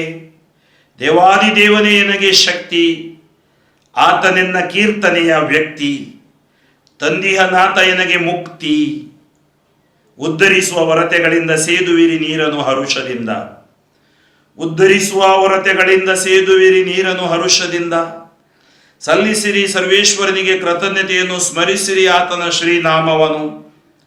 ಸಾರಿರಿ ಜನತೆಗೆ ಆತನ ಕಾರ್ಯಗಳನ್ನು, ಘೋಷಿಸಿರಿ ಆತನ ನಾಮ ಘನತೆಯನ್ನು. ಉದ್ಧರಿಸುವ ಒರತೆಗಳಿಂದ ಸೇದುವಿರಿ ನೀರನ್ನು ಹರುಷದಿಂದ. ಹಾಡಿರಿ ಸರ್ವೇಶ್ವರನಿಗೆ ಸ್ತುತಿಯನ್ನು, ಎಸಗಿಹನಾಥ ಮಹಿಮಾ ಕಾರ್ಯಗಳನ್ನು. ತಿಳಿಸಿರಿ ಜಗದಾದ್ಯಂತಕ್ಕೆ ಈ ವಿಷಯವನ್ನು. ಸಿಯೋನಿನ ನಿವಾಸಿಗಳೇ ಹಾಡಿರಿ, ಮಾಡಿರಿ ಭಜನ. ನಿಮ್ಮ ಮಧ್ಯೆ ಇರುವ ಆ ಘನವಂತನ, ಇಸ್ರಾಯೇಲಿನ ಸ್ವಾಮಿ ಪರಮ ಪಾವನನ. ಉದ್ಧರಿಸುವ ಒರತೆಗಳಿಂದ ಸೇದುವಿರಿ ನೀರನ್ನು ಹರುಷದಿಂದ. 6ನೆಯ ವಾಚನ ಪ್ರವಾದಿ ಬಾರೂಕನ ಗ್ರಂಥದಿಂದ ವಾಚನ. ಅಧ್ಯಾಯ 3 ವಾಕ್ಯಗಳು 9ರಿಂದ 15, 32 ಮತ್ತು ಅಧ್ಯಾಯ 4ರಿಂದ 4 ತನಕ. ಇಸ್ರಾಯೇಲಿ, ಜೀವದಾಯಕ ಆಜ್ಞೆಗಳನ್ನು ಕೇಳು, ಸುಜ್ಞಾನವನ್ನು ಕಲಿತುಕೋ, ಕಿವಿಗೊಟ್ಟು. ಇಸ್ರಾಯೇಲೇ, ಇದು ಸಂಭವಿಸಿದ್ದು ಹೇಗೆ? ನಿನ್ನ ಶತ್ರುಗಳ ದೇಶದೊಳಗೆ ನೀನು ಬಂದುದು ಹೇಗೆ? ಪರದೇಶದಲ್ಲಿ ನೀನು ಮುಪ್ಪಾದುದು ಹೇಗೆ? ಸತ್ತವರಂತೆ ನೀನು ಹೊಲೆಯಾದುದು ಹೇಗೆ? ಪಾತಾಳ ಲೋಕ ಸೇರಿದವರಂತೆ ನೀನು ಪರಿಗಣಿತನಾದುದು ಹೇಗೆ? ಸುಜ್ಞಾನದ ಬುಗ್ಗೆಯನ್ನೇ ನೀ ಮರೆತು ಬಿಟ್ಟಿರುವೆ. ದೇವರ ಮಾರ್ಗದಲ್ಲಿ ನೀನು ನಡೆದಿದ್ದರೆ ನಿರಂತರ ಶಾಂತಿ ಸಮಾಧಾನದಿಂದ ವಾಸಿಸುತ್ತಿದ್ದೆ. ಸುಜ್ಞಾನವೆಲ್ಲಿದೆ, ಶಕ್ತಿ ಎಲ್ಲಿದೆ, ವಿವೇಕ ಎಲ್ಲಿದೆ ಎಂಬುದನ್ನು ಕಲಿ. ಆಗ ಕಂಡುಕೊಳ್ಳುವೆ ದೀರ್ಘಾಯುಸ್ಸು ಮತ್ತು ಜೀವ ಎಲ್ಲಿವೆ ಎಂದು, ದಾರಿ ತೋರುವ ಬೆಳಕು ಮತ್ತು ಶಾಂತಿ ಎಲ್ಲಿವೆ ಎಂದು. ಸುಜ್ಞಾನದ ನೆಲೆಯನ್ನು ಕಂಡುಹಿಡಿದಿರುವವರಾರು? ಅದರ ನಿಧಿಗ್ರಹವನ್ನು ಪ್ರವೇಶಿಸಿರುವವರಾರು? ಆದರೆ ಸುಜ್ಞಾನವನ್ನು ಬಲ್ಲ ಸರ್ವಜ್ಞನೊಬ್ಬನಿದ್ದಾನೆ. ಆತ ತನ್ನ ಸ್ವಂತ ಬುದ್ಧಿ ವಿವೇಕದಿಂದ ಅದನ್ನು ತಿಳಿದಿದ್ದಾನೆ. ಜಗತ್ತನ್ನು ಚಿರಕಾಲ ಸ್ಥಿರವಾಗಿರಿಸಿದವನು ಆತನೇ. 4 ಕಾಲಿನ ಪಶು ಪ್ರಾಣಿಗಳಿಂದ ಅದನ್ನು ತುಂಬಿಸಿದವನು ಆತನೇ. ಆತ ಬೆಳಕನ್ನು ಕಳುಹಿಸುತ್ತಾನೆ, ಅದು ಬರುತ್ತದೆ. ಹಿಂದಕ್ಕೆ ಕರೆದಾಗ ಭಯದಿಂದ ಹಿಂದಿರುಗುತ್ತದೆ. ತಾರೆಗಳು ನಿಯಮಿತ ಸ್ಥಳದಲ್ಲಿ ಸಂತಸದಿಂದ ಮಿನುಗುತ್ತವೆ. ಆತ ಕರೆದಾಗ ಇಗೋ ಇಲ್ಲಿದ್ದೇವೆ ಎಂದು ಹೇಳುತ್ತವೆ. ತಮ್ಮನ್ನು ಸೃಷ್ಟಿಸಿದಾತನ ಆನಂದಕ್ಕಾಗಿ ಅವು ಹೊಳೆಯುತ್ತವೆ. ಆತನೇ ನಮ್ಮ ದೇವರು, ಯಾರೂ ಇಲ್ಲ ಆತನಿಗೆ ಸಮಾನರು. ಜ್ಞಾನದ ಇಡೀ ಮಾರ್ಗವನ್ನು ಅರಿತಿದ್ದಾರೆ ಆ ದೇವರು. ತಮ್ಮ ದಾಸ ಯಾಕೋಬನಿಗೂ ತಮ್ಮ ಪ್ರಿಯ ಇಸ್ರಾಯೇಲರಿಗೂ ಶ್ರುತಪಡಿಸಿದ್ದಾರೆ ಅದನ್ನು. ಅನಂತರವೇ ಸುಜ್ಞಾನ ಧರೆಯ ಮೇಲೆ ಕಾಣಿಸಿಕೊಂಡಿತು, ಮಾನವರ ಮಧ್ಯೆ ಅದು ವಾಸ ಮಾಡಿತು. ಸುಜ್ಞಾನವೇ ದೈವಾಜ್ಞೆಗಳ ಗ್ರಂಥ, ಸದಾಕಾಲಕ್ಕೂ ಸ್ಥಿರವಾದ ಧರ್ಮಶಾಸ್ತ್ರ. ಪಡೆಯುವರು ಸಜೀವ, ಅದನ್ನು ಪ್ರಾಮಾಣಿಕವಾಗಿ ಪಾಲಿಸುವವರು. ಅದನ್ನು ಬಿಟ್ಟು ಬಿಡುವವರು ಸಾಯುವರು. ಇಸ್ರಾಯೇಲೇ, ಹಿಂದಿರುಗಿ ಬಾ, ಸುಜ್ಞಾನವನ್ನು ಸ್ವೀಕರಿಸು, ಅದರ ಪ್ರಕಾಶದಲ್ಲಿ ಬೆಳಕಿನತ್ತ ಪ್ರವರ್ತಿಸು. ನಿನ್ನ ಗೌರವವನ್ನು ಇನ್ನೊಬ್ಬನಿಗೆ ಸಲ್ಲಗೊಡಬೇಡ, ನಿನ್ನ ಸೌಲಭ್ಯಗಳನ್ನು ಅನ್ಯ ಜನರಿಗೆ ಬಿಟ್ಟು ಬಿಡಬೇಡ. ಇಸ್ರಾಯೇಲಿ, ನಾವು ಧನ್ಯರು, ದೇವರಿಗೆ ಪ್ರಿಯವಾದುದು ನಮಗೆ ಬಯಲಾಗಿರುವುದು. ಆತ್ಮೀಯ ಸಹೋದರ ಸಹೋದರಿಯರೇ, ಬಾರೂಕನ ಗ್ರಂಥ ದೇವರ ಜ್ಞಾನದ ಕುರಿತು ಹೇಳುತ್ತೆ. ದೇವರ ಜ್ಞಾನ ಬಿಟ್ಟು ನಾವು ಈ ಲೋಕದ ಜ್ಞಾನದ ಹಿಂದೆ ಹೋದಾಗ ಹೊಸೆಯ 4:6 ಇದನ್ನೇ ಹೇಳ್ತಾ ಇದ್ದಾನೆ. ನನ್ನ ಜನರು ಜ್ಞಾನಹೀನರಾಗಿ ಅಳಿದು ಹೋಗುತ್ತಿದ್ದಾರೆ, ಅವರು ದೈವ ಜ್ಞಾನವನ್ನು ತಿರಸ್ಕರಿಸಿದ್ದಾರೆ. ದೇವರಿಂದ ದೂರ ಸರಿಯದೆ ದೇವರೊಡನೆ ದೇವರ ಸಂರಕ್ಷಣೆ ಯೋಜನೆಯನ್ನು ಅರ್ಥೈಸಿ ಜೀವಿಸುವ ಜೀವನ ನಮ್ಮದಾಗಲಿ. ದೇವರ ಮಾರ್ಗದಲ್ಲಿ ನೀನು ನಡೆದಿದ್ದರೆ ನಿರಂತರ ಶಾಂತಿ ಸಮಾಧಾನದಿಂದ ವಾಸಿಸುತ್ತಿದ್ದೆ. ನಿರಂತರ ಶಾಂತಿ ಸಮಾಧಾನ ಬೇಕಾದರೆ ದೇವರ ಮಾರ್ಗದಲ್ಲಿ ದೇವರ ವಾಕ್ಯದ ಪ್ರಕಾರ ನಾವು ಜೀವಿಸೋಣ, ಆ ಸುಜ್ಞಾನದ ಆಶೀರ್ವಾದವನ್ನು ಪಡೆಯೋಣ. ಕೀರ್ತನೆ 19 ಶ್ಲೋಕ: ಪ್ರಭು ನಿತ್ಯ ಜೀವವನ್ನು ಈವ ನುಡಿಯಿರುವುದು ತಮ್ಮಲ್ಲೇ. ಪ್ರಭುವಿನ ಆಜ್ಞೆ ಪರಿಪೂರ್ಣ, ಜೀವನಕದು ನವಚೇತನ. ನಂಬಲರ್ಹ ಪ್ರಭುವಿನ ಶಾಸನ, ಮುಗ್ಧರಿಗದು ಸುಜ್ಞಾನ. ಪ್ರಭುವಿನ ನಿಯಮ ನೀತಿಬದ್ಧ, ಮನಸ್ಸಿಗದು ಆನಂದ. ಪ್ರಭುವಿನ ಕಟ್ಟಳೆ ಪರಿಶುದ್ಧ, ಕಣ್ಣಿಗದು ದೀವಿಗೆ. ಪ್ರಭು ನಿತ್ಯ ಜೀವವನ್ನು ಈವ ನುಡಿಯಿರುವುದು ತಮ್ಮಲ್ಲೇ.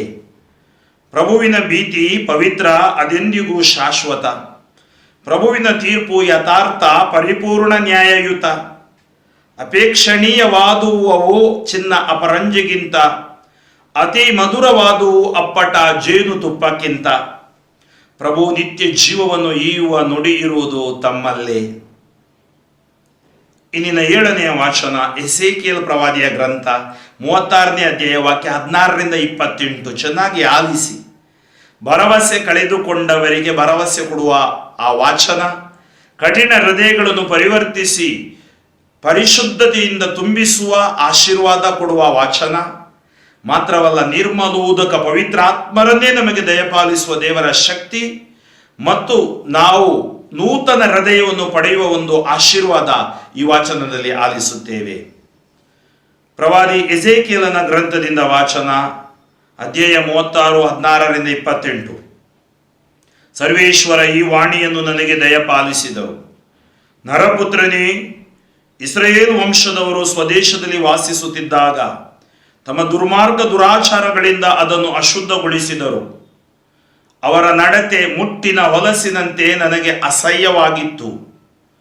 ಅವರು ನಾಡಿನ ಮೇಲೆ ರಕ್ತವನ್ನು ಸುರಿಸಿ ತಮ್ಮ ವಿಗ್ರಹಗಳಿಂದ ಅದನ್ನು ಹೊಲ್ಲೆಗೈದ ಕಾರಣ ನಾನು ಅವರ ಮೇಲೆ ನನ್ನ ರೋಷಾಗ್ನಿಯನ್ನು ಸುರಿಸುವೆನು. ಜನಾಂಗಗಳೊಳಗೆ ಅವರನ್ನು ಚದುರಿಸುವೆನು. ದೇಶಗಳಿಗೆ ತೂರಿಬಿಟ್ಟು ಅವರ ದುರ್ಮಾರ್ಗ ದುರಾಚಾರಗಳಿಗೆ ಸರಿಯಾಗಿ ದಂಡಿಸಿದೆನು. ಅವರು ಆ ಜನಾಂಗಗಳೊಳಗೆ ಸೇರಿಕೊಂಡ ಮೇಲೆ, ಓಹೋ, ಇವರು ಸರ್ವೇಶ್ವರನ ಪ್ರಜೆಗಳು, ಆತನ ದೇಶದಿಂದ ಭ್ರಷ್ಟರಾಗಿ ಬಂದಿದ್ದಾರೆ ಎಂದೆನಿಸಿಕೊಂಡರು. ನನ್ನ ಪರಿಶುದ್ಧ ನಾಮಕ್ಕೆ ಅಪಕೀರ್ತಿಯನ್ನು ತಂದರು. ಇಸ್ರಾಯೇಲ್ ವಂಶದವರು ಜನಾಂಗಗಳೊಳಗೆ ಸೇರಿ ಅಲ್ಲಿ ಅಪಕೀರ್ತಿಗೆ ಗುರಿ ಮಾಡಿದ್ದ ನನ್ನ ಪರಿಶುದ್ಧ ನಾಮವನ್ನು ಕುರಿತು ನಾನು ಮರುಗಿದೆನು. ಆದ ಕಾರಣ ನೀನು ಇಸ್ರಾಯೇಲ್ ವಂಶದವರಿಗೆ ಹೀಗೆ ನುಡಿ, ಸರ್ವೇಶ್ವರನಾದ ದೇವರು ಇಂತೆನ್ನುತ್ತಾರೆ, ಇಸ್ರಾಯೇಲ್ ವಂಶದವರೇ, ನಿಮ್ಮ ನಿಮಿತ್ತವಲ್ಲ, ನೀವು ಜನಾಂಗಗಳೊಳಗೆ ಸೇರಿ ಅಪಕೀರ್ತಿಗೆ ಗುರಿ ಮಾಡಿದ ನನ್ನ ಪರಿಶುದ್ಧ ನಾಮದ ನಿಮಿತ್ತವೇ ಈ ರಕ್ಷಣಾ ಕಾರ್ಯವನ್ನು ಮಾಡುತ್ತೇನೆ. ಜನಾಂಗಗಳಲ್ಲಿ ಅಪಕೀರ್ತಿಗೆ ಗುರಿಯಾದ, ಅಂದರೆ ನೀವು ಜನಾಂಗಗಳ ನಡುವೆ ಅಪಕೀರ್ತಿಗೆ ಗುರಿ ಮಾಡಿದ ನನ್ನ ಶ್ರೀನಾಮದ ಗೌರವವನ್ನು ನಾನು ಕಾಪಾಡಿಕೊಳ್ಳುವೆನು. ಹೀಗೆ ನಾನು ಅವುಗಳ ಕಣ್ಣೆದುರಿಗೆ ನಿಮ್ಮ ರಕ್ಷಣೆಯ ಮೂಲಕ ನನ್ನ ಗೌರವವನ್ನು ಕಾಪಾಡಿಕೊಳ್ಳುವೆನು. ಆಗ ನಾನೇ ಸರ್ವೇಶ್ವರ ಎಂದು ಅವುಗಳಿಗೆ ನಿಶ್ಚಿತವಾಗುವುದು. ಇದು ಸರ್ವೇಶ್ವರನಾದ ದೇವರ ನುಡಿ. ನಾನು ನಿಮ್ಮನ್ನು ಜನಾಂಗಗಳಿಂದ ಬಿಡಿಸಿ ಸಕಲ ದೇಶಗಳಿಂದ ಒಟ್ಟುಗೂಡಿಸಿ ಸ್ವದೇಶಕ್ಕೆ ಬರಮಾಡುವೆನು. ನಾನು ನಿಮ್ಮ ಮೇಲೆ ನಿರ್ಮಲೋದಕವನ್ನು ಪ್ರೋಕ್ಷಿಸುವೆನು, ನೀವು ನಿರ್ಮಲರಾಗುವಿರಿ. ನಿಮ್ಮ ಸಮಸ್ತ ವಿಗ್ರಹಗಳಿಂದಲೂ ಸಕಲ ವಿಧವಾದ ಹೊಲಸಿನಿಂದಲೂ ನಿಮ್ಮನ್ನು ಶುದ್ಧಿ ಮಾಡುವೆನು. ನಾನು ನಿಮಗೆ ಹೊಸ ಮನಸ್ಸನ್ನು ಕೊಟ್ಟು ನಿಮ್ಮಲ್ಲಿ ನನ್ನ ಸ್ವಭಾವವನ್ನು ಹುಟ್ಟಿಸುವೆನು. ಕಲ್ಲಾದ ಹೃದಯವನ್ನು ನಿಮ್ಮೊಳಗಿಂದ ತೆಗೆದು ಮೃದುವಾದ ಹೃದಯವನ್ನು ನಿಮಗೆ ದಯಪಾಲಿಸುವೆನು. ನನ್ನ ಆತ್ಮವನ್ನು ನಿಮ್ಮಲ್ಲಿ ನೆಲೆಸಿರುವಂತೆ ಅನುಗ್ರಹಿಸಿ ನೀವು ನನ್ನ ನಿಯಮಗಳನ್ನು ಅನುಸರಿಸುವ ಹಾಗೆ ಮಾಡುವೆನು. ನೀವು ನನ್ನ ವಿಧಿಗಳನ್ನು ಕೈಗೊಂಡು ಆಚರಿಸುವಿರಿ. ನಾನು ನಿಮ್ಮ ಪಿತೃಗಳಿಗೆ ಅನುಗ್ರಹಿಸಿದ ನಾಡಿನಲ್ಲಿ ನೀವು ವಾಸಿಸುವಿರಿ. ನೀವು ನನಗೆ ಪ್ರಜೆಯಾಗಿರುವಿರಿ, ನಾನು ನಿಮಗೆ ದೇವರಾಗಿರುವೆನು. ಆತ್ಮೀಯರೇ, ನಿರ್ಮಲೋದಕವನ್ನು ಪ್ರೋಕ್ಷಿಸುವೆನು, ನೀವು ನಿರ್ಮಲರಾಗುವಿರಿ. ಹೊಸ ಮನಸ್ಸು, ಹೊಸ ಹೃದಯ. ಈ ರಾತ್ರಿಯ ಈ ವಾಚನಗಳ ಮೂಲಕ ನಮ್ಮ ಜೀವನ ನವೀಕೃತಗೊಳ್ಳಬೇಕು. ನಮ್ಮ ಹಳೆ ಜೀವನವನ್ನು 40 ದಿನ ಉಪವಾಸ ಪ್ರಾರ್ಥನೆ ಮಾಡಿದ್ದೀವಿ. ಮತ್ತೆ ಆ ಚಟಗಳಿಗೆ, ದುರ್ಗುಣ, ದುಶ್ಚಟ, ದುರ್ವ್ಯಾಮೋಹಗಳಿಗೆ ವಾಪಸ್ ಹೋಗದಂತೆ ಹೊಸ ಜೀವನವನ್ನು ನಾವು ಜೀವಿಸಬೇಕು. ಅಂತ ಶಕ್ತಿ ಕರುಣಾಳು ದೇವರು ನಮಗೆ ಈ ವಾಚನದ ಆಧಾರದ ಮೂಲಕ ಕರುಣಿಸಲಿ. ಕೀರ್ತನೆ 42. ಬಾಯಾರಿದ ಜಿಂಕೆ ಹಾತೊರೆಯುವಂತೆ ತೊರೆಗಾಗಿ ದಣಿದೆನ್ನ ಮನ ದೇವ ಹಂಬಲಿಸುತ್ತಿದೆ ನಿನಗಾಗಿ. ಜೀವಂತ ದೇವನಿಗಾಗಿ ದಾಹದಿಂದಿದೆ ಎನ್ನ ಮನ, ನಾ ತೆರಳಿ ಪಡೆಯುವುದೆಂತು ಆ ದೇವನ ಮುಖ ದರ್ಶನ. ಜನಸಮೂಹದೊಡನೆ ನಾ ಜಯ ಜಯಕಾರ ಮಾಡುತ್ತಾ, ಸ್ತುತಿಗೀತೆಗಳ ಹಾಡುತ್ತಾ, ತೀರ್ಥಯಾತ್ರೆ ಗೈಯುತ್ತಾ, ದೇಗುಲಕ್ಕೆ ತೆರಳಿದ ಸವಿ ನೆನಪು ಮನ ಕರಗಿಪುದು ನಿರುತ. ಬಾಯಾರಿದ ಜಿಂಕೆ ಹಾತೊರೆಯುವಂತೆ ತೊರೆಗಾಗಿ ದಣಿದೆನ್ನ ಮನ ದೇವ ಹಂಬಲಿಸುತ್ತಿದೆ ನಿನಗಾಗಿ. ಕಳುಹಿಸು ನಿನ್ನ ಜ್ಯೋತಿಯನ್ನು, ನಿನ್ನ ಸತ್ಯವನ್ನು ನನ್ನ ನಡೆಸಲಿಕ್ಕೆ. ಸೇರಿಸಲೆನ್ನನು ನಿನ್ನ ಪವಿತ್ರ ಪರ್ವತಕ್ಕೆ. ನಿನ್ನಯ ನಿವಾಸಕ್ಕೆ ಬರುವೆನಾಗ ನಿನ್ನ ಬಲಿಪೀಠದ ಬಳಿಗೆ. ನನ್ನ ಆನಂದ ನಿಧಿಯಾದ ನಿನ್ನ ಸನ್ನಿಧಿಗೆ ವೀಣೆ ನುಡಿಸಿ ದೇವಾ ನಿನ್ನ ಸ್ತುತಿಸಲಿಕ್ಕೆ. ಬಾಯಾರಿದ ಜಿಂಕೆ ಹಾತೊರೆಯುವಂತೆ ತೊರೆಗಾಗಿ ದಣಿದೆನ್ನ ಮನ ದೇವ ಹಂಬಲಿಸುತ್ತಿದೆ ನಿನಗಾಗಿ. ನಡುರಾತ್ರಿ ಪೂಜೆಯ ಮೊದಲನೆಯ ವಾಚನ. ಸಂತ ಪೌಲನು ರೋಮನರಿಗೆ ಬರೆದ ಪತ್ರದಿಂದ ಅಧ್ಯಾಯ 6 ವಾಕ್ಯಗಳು 3ರಿಂದ 11. ಪೌಲನು ರೋಮನರಿಗೆ ಬರೆದ ಪತ್ರದಿಂದ ವಾಚನ. ಸಹೋದರರೇ, ಕ್ರಿಸ್ತ ಯೇಸುವಿನವರಾಗಲು ದೀಕ್ಷಾಸ್ನಾನ ಹೊಂದಿರುವ ನಾವು ಅವರ ಮರಣದಲ್ಲಿ ಪಾಲುಗಾರರಾಗಲು ದೀಕ್ಷಾಸ್ನಾನ ಪಡೆದೆವು ಎಂಬುದು ನಿಮಗೆ ತಿಳಿಯದೆ. ಹೀಗಿರಲಾಗಿ ದೀಕ್ಷಾಸ್ನಾನ ಮಾಡಿಸಿಕೊಂಡಾಗ ಅವರ ಮರಣದಲ್ಲಿ ಪಾಲುಗಾರರಾದ ನಮಗೆ ಅವರೊಡನೆ ಸಮಾಧಿಯೂ ಆಯಿತು. ಆದುದರಿಂದ ತಂದೆಯ ಮಹಿಮಾಶಕ್ತಿಯಿಂದ ಕ್ರಿಸ್ತ ಯೇಸು ಮರಣದಿಂದ ಪುನರುತ್ಥಾನ ಹೊಂದಿದಂತೆಯೇ ನಾವು ಸಹ ಹೊಸ ಜೀವವನ್ನು ಹೊಂದಿ ಬಾಳುತ್ತೇವೆ. ಅವರು ಮರಣ ಹೊಂದಿದಂತೆ ನಾವು ಅವರೊಂದಿಗೆ ಐಕ್ಯವಾಗಿ ಮರಣವನ್ನು ಹೊಂದುತ್ತೇವೆ. ಅಂತೆಯೇ ಅವರು ಪುನರುತ್ಥಾನ ಆದಂತೆ ನಾವು ಅವರೊಡನೆ ಐಕ್ಯವಾಗಿ ಪುನರುತ್ಥಾನ ಹೊಂದುತ್ತೇವೆ. ನಮಗೆ ತಿಳಿದಿರುವಂತೆ ಪಾಪಾಧೀನವಾದ ನಮ್ಮ ಸ್ವಭಾವವು ನಾಶವಾಗುವಂತೆಯೂ ಇನ್ನು ಮುಂದೆ ನಾವು ಪಾಪಕ್ಕೆ ದಾಸರಾಗಿರದಂತೆಯೂ ಯೇಸು ಕ್ರಿಸ್ತರೊಡನೆ ನಮ್ಮ ಹಳೆಯ ಸ್ವಭಾವವನ್ನು ಶಿಲುಬೆಗೆ ಜಡಿಯಲಾಗಿದೆ. ಹೀಗೆ ಸತ್ತವನು ಪಾಪ ಬಂಧದಿಂದ ಬಿಡುಗಡೆ ಹೊಂದಿದವನು. ಕ್ರಿಸ್ತ ಯೇಸುವಿನೊಂದಿಗೆ ನಾವು ಮರಣ ಹೊಂದಿದ್ದರೆ ಅವರೊಡನೆ ನಾವು ಜೀವಿಸುತ್ತೇವೆ. ಇದೇ ನಮ್ಮ ವಿಶ್ವಾಸ. ಯೇಸು ಕ್ರಿಸ್ತರನ್ನು ಮರಣದಿಂದ ಎಬ್ಬಿಸಲಾಯಿತು ಎಂಬುದನ್ನು ನಾವು ಬಲ್ಲೆವು. ಆದ್ದರಿಂದ ಅವರು ಇನ್ನು ಎಂದಿಗೂ ಸಾಯುವುದಿಲ್ಲ. ಸಾವಿಗೆ ಅವರ ಮೇಲೆ ಯಾವ ಅಧಿಕಾರವೂ ಇಲ್ಲ. ಏಕೆಂದರೆ ಅವರು ಪಾಪದ ಪಾಲಿಗೆ ಒಂದೇ ಸಾರಿಗೆ ಮಾತ್ರವಲ್ಲ, ಎಂದೆಂದಿಗೂ ಸತ್ತವರು. ಅವರೀಗ ಜೀವಿಸುವುದು ದೇವರಿಗಾಗಿಯೇ. ಅಂತೆಯೇ ನೀವು ಸಹ ಪಾಪದ ಪಾಲಿಗೆ ಸತ್ತವರೆಂದು, ದೇವರಿಗಾಗಿ ಮಾತ್ರ ಯೇಸು ಕ್ರಿಸ್ತರಲ್ಲಿ ಜೀವಿಸುವವರೆಂದು ಪರಿಗಣಿಸಿರಿ. ಕೀರ್ತನೆ 118 ಶ್ಲೋಕ. Alleluia alleluia alleluia. ಸಲ್ಲಿಸಿ ನೀವೆಲ್ಲ ಪ್ರಭುವಿಗೆ ಧನ್ಯವಾದ. ಆತ ಒಳ್ಳೆಯವ, ಆತನ ಪ್ರೀತಿ ಶಾಶ್ವತ. ಸಾರಲಿ ಇಸ್ರಾಯೇಲಿನ ಜನತೆ, ಆತನ ಪ್ರೀತಿ ಶಾಶ್ವತ ಎಂದೇ. Alleluia alleluia alleluia. ವಿಜಯ ಸಾಧನ ಪ್ರಭುವಿನ ಬಲಗೈಯಿಂದ, ಪರಾಕ್ರಮ ಪ್ರದರ್ಶನವೂ ಅದರಿಂದ. ಸಾಯೇನು ಜೀವದಿಂದಿರುವೆನು ನಾನು, ಪ್ರಭುವಿನ ಕಾರ್ಯಗಳನ್ನು ಸಾರುವೆನು. Alleluia alleluia alleluia. ಮನೆ ಕಟ್ಟುವವರು ಮೂಲೆಗೆಸೆದ ಕಲ್ಲು ಆಯಿತು ನೋಡು ಮುಖ್ಯವಾದ ಮೂಲೆಗಲ್ಲು. ಪ್ರಭುವಿನಿಂದಲೇ ಆದ ಈ ಕಾರ್ಯ ನಮ್ಮ ಕಣ್ಣಿಗೆ ಅದೆಂಥ ಆಶ್ಚರ್ಯ. Alleluia, alleluia, alleluia. ಶುಭ ಸಂದೇಶ, ಮಾರ್ಕನು ಬರೆದ ಶುಭ ಸಂದೇಶ, ಅಧ್ಯಾಯ 16, ವಾಕ್ಯ 1-7. ಸಬ್ಬತ್ ದಿನ ಕಳೆದದ್ದೇ ಮಗ್ದಲದ ಮರಿಯಳು, ಯಾಕೋಬನ ತಾಯಿ ಮರಿಯಳು ಮತ್ತು ಸಾಲೋಮೆ ಯೇಸುವಿನ ಪಾರ್ಥಿವ ಶರೀರಕ್ಕೆ ಲೇಪಿಸಲೆಂದು ಸುಗಂಧ ದ್ರವ್ಯಗಳನ್ನು ಕೊಂಡುಕೊಂಡರು. ಭಾನುವಾರ ಮುಂಜಾನೆ ಬೇಗನೆ ಹೊರಟು ಸೂರ್ಯೋದಯ ಸಮಯಕ್ಕೆ ಸಮಾಧಿಯನ್ನು ತಲುಪಿದರು. ಸಮಾಧಿಯ ದ್ವಾರಕ್ಕೆ ಮುಚ್ಚಿರುವ ಕಲ್ಲನ್ನು ನಮಗೆ ಉರುಳಿಸಿ ಕೊಡುವವರು ಯಾರು ಎಂದು ಅವರು ತಮ್ಮಲ್ಲಿ ಮಾತನಾಡಿಕೊಳ್ಳುತ್ತಿದ್ದರು. ಏಕೆಂದರೆ ಆ ಕಲ್ಲು ಬಹಳ ದೊಡ್ಡದಾಗಿತ್ತು. ತಲೆ ಎತ್ತಿ ನೋಡಿದಾಗ ಕಲ್ಲು ಪಕ್ಕದಲ್ಲಿ ಬಿದ್ದಿರುವುದನ್ನು ಕಂಡರು. ಸಮಾಧಿಯೊಳಕ್ಕೆ ಪ್ರವೇಶಿಸಿ ನೋಡುವಾಗ ಬಿಳಿಯ ಬಟ್ಟೆ ಧರಿಸಿದ್ದ ಯುವಕನೊಬ್ಬನು ಅಲ್ಲಿ ಬಲಗಡೆ ಕುಳಿತಿರುವುದನ್ನು ಕಂಡು ಅವರು ಬೆಚ್ಚಿ ಬಿದ್ದರು. ಆತನು, ಭಯಪಡಬೇಡಿ, ಶಿಲುಬೆಗೇರಿಸಿದ್ದ ನಜರೇತಿನ ಯೇಸುವನ್ನು ನೀವು ಹುಡುಕುತ್ತಾ ಇದ್ದೀರೆಂದು ನನಗೆ ತಿಳಿದಿದೆ. ಅವರು ಇಲ್ಲಿಲ್ಲ, ಪುನರುತ್ಥಾನ ಹೊಂದಿದ್ದಾರೆ. ನೋಡಿ, ಇದೇ ಅವರನ್ನು ಇಟ್ಟ ಸ್ಥಳ. ಈಗ ನೀವು ಹೋಗಿ ಪೇತ್ರನಿಗೂ ಮಿಕ್ಕ ಶಿಷ್ಯರಿಗೂ ಯೇಸು ನಿಮಗೆ ಮೊದಲೇ ತಿಳಿಸಿದಂತೆ ನಿಮಗಿಂತ ಮುಂಚಿತವಾಗಿ ಗಲಿಲೇಯಕ್ಕೆ ಹೋಗುವರು, ಅವರನ್ನು ಅಲ್ಲೇ ಕಾಣುವಿರಿ ಎಂದು ತಿಳಿಸಿರಿ ಎಂದನು. ಆತ್ಮೀಯ ಸಹೋದರ ಸಹೋದರಿಯರೇ, ಪುನರುತ್ಥಾನರಾದ ಯೇಸು, ಪುನರುತ್ಥಾನ ನಮ್ಮ ವಿಶ್ವಾಸದ ತಳಹದಿ. ಪುನರುತ್ಥಾನ ನಮಗೆ ದೇವರ ಪ್ರೀತಿಯೆಡೆಗೆ ಆಹ್ವಾನ. ಪುನರುತ್ಥಾನ ನಮಗೆ ದೇವರ ಶ್ರೇಷ್ಠ ವರದಾನ. ದೇವರ ಸಂರಕ್ಷಣಾ ಯೋಜನೆ ಸಂಪೂರ್ಣಗೊಂಡ ದಿನ ಈ ರಾತ್ರಿ, ಈ ಪವಿತ್ರ ರಾತ್ರಿ. ಯೇಸುವಿನ ಒಂದು ಜನನ, ಇನ್ನೊಂದು ಯೇಸುವಿನ ಪುನರುತ್ಥಾನ. ಆತ್ಮೀಯರೇ, ಇಂದಿನ ಈ ಎಲ್ಲ ವಾಚನಗಳಿಗೊಂದು ಸಾರಾಂಶ ವಾಚನ ಅಂತ ಹೇಳಿದ್ರೆ, ರೋಮನರಿಗೆ ಬರೆದ ಆ ಪತ್ರದಲ್ಲಿ ಪೌಲ ಹೇಗೆ ಅರ್ಥ ಮಾಡಿಕೊಂಡಿದ್ದಾನೆ ನೋಡಿ.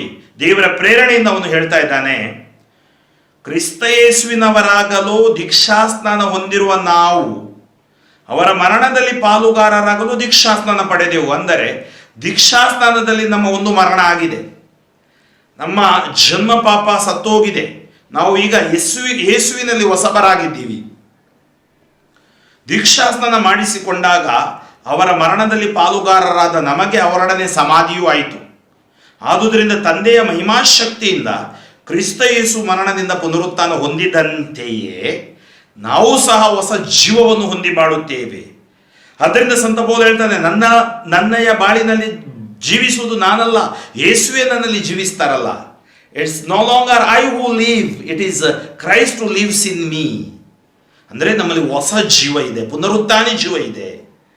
ಅಂತೆಯೇ ಅವರು ಪುನರುತ್ಥಾನ ಆದಂತೆ ನಾವು ಅವರೊಡನೆ ಐಕ್ಯವಾಗಿ ಪುನರುತ್ಥಾನ ಹೊಂದುತ್ತೇವೆ. ಒಂದು ದಿನ ಅವರೊಡನೆ ನಾವು ಐಕ್ಯವಾಗುತ್ತೀವಿ. ನಮಗೆ ತಿಳಿದಿರುವಂತೆ ಪಾಪಾಧೀನವಾದ ನಮ್ಮ ಸ್ವಭಾವವು ನಾಶವಾಗುವಂತೆಯೂ ಇನ್ನು ಮುಂದೆ ನಾವು ಪಾಪಕ್ಕೆ ದಾಸರಾಗಿರದಂತೆಯೂ ಯೇಸು ಕ್ರಿಸ್ತರೊಡನೆ ನಮ್ಮ ಹಳೆಯ ಸ್ವಭಾವವನ್ನು ಶಿಲುಬೆಗೆ ಜಡೆಯಲಾಗಿದೆ. ನಮ್ಮ ಹಳೆಯ ಸ್ವಭಾವವನ್ನು ಶಿಲುಬೆಗೆ ಜಡಿಯಲಾಗಿದೆ. ಈ 40 ದಿನ ಏನು ಹಳೆಯ ಸ್ವಭಾವ ನೀವು ನಿಯಂತ್ರಣ ಮಾಡಿದ್ರಿ, ಶಿಲುಬೆಗೆ ಜಡಿಯಲಾಗಿದೆ. ಈಗ ಹೊಸಬರಾಗಿ ನೂತನರಾಗಿ ಬಾಳಿ.